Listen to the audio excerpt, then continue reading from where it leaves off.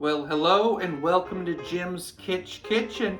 It's time for another vintage recipe. I'm making something called milk toast. It was very popular in the mid to late 19th century, early 20th century, specifically in the New England era. It was also very well known during the Great Depression because it was such an economical dish to make, and it would fill you up. It sounds kind of exciting, so I'm going to show you how to make milk toast.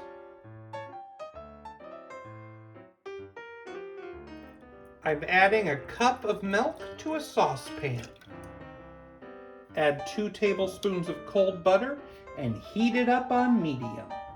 I need a half a cup of cold milk, and I need to add 2 heaping tablespoons of flour that I'm going to whisk in.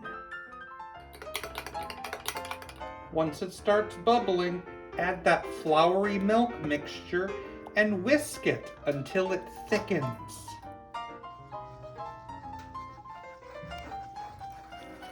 At this point, you could make your milk toast sweet or savory.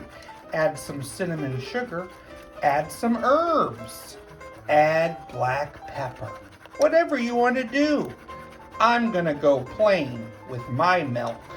I'm serving mine on buttered toast with cinnamon sugar. And slather it on. Milk toast.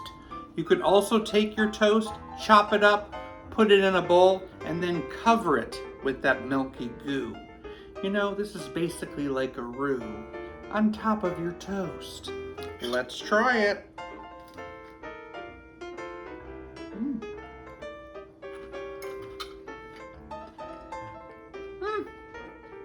It's good. It's milky. It's plain, but it's comforting. I like milk toast, and so can you. Perfect for breakfast. Thanks for watching. Have a good day. Now, where does chocolate milk come from? From a cacao.